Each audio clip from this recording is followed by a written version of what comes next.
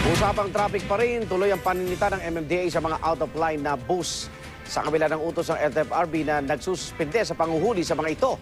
Ang LTFRB naman ayaw na muna magkomento sa issue hanggat hindi pa naisasagawa ang dialogo sa Malacanang sa Biyernes. Saksi si Steve Dailisan. Alas 3 pa lang na madaling araw, abala na sa panguhuli ng mga kolorong na bus ng LTFRB. Dalawang biyaheng Sampaloc to Gigaraw ang nasampulan dahil sa illegal transfer plate.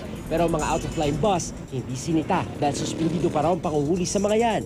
Ang suspensyong yan ang alam din daw ng mga driver at konduktor ng bus na ito. Kaya tuloy ang biyahe nila kahit out-of-line.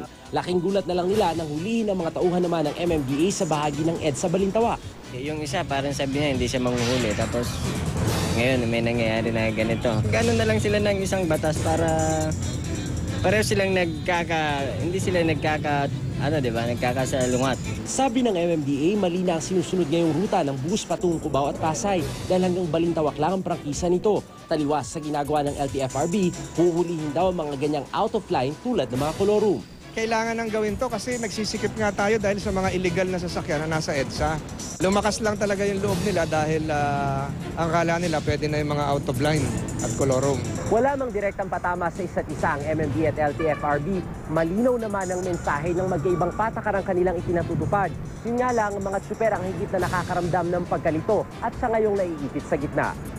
Gihit ng MMDA, wala itong sinusuway dahil pinatutupad lang daw ang 1994 Memorandum Circular. Balak pa nga nitong taasan ng multa para sa mga nahuhuling out-of-line na 6,000 pesos lang, malayo sa hanggang 1 milyong pisong multa ng LTFRB nung hindi pa nito sinususpinde ang panguhuli.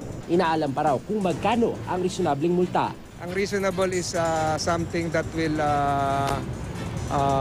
allow a reasonable operator, a reasonable enforcer, to understand the fairness and soundness of the fine or penalty being imposed. Habang patuloy ang umpugan ng mga patakaran, patuloy ring umaasa ang publiko na magbunga ito ng kaluwagan sa mabigat na daloy ng trapiko.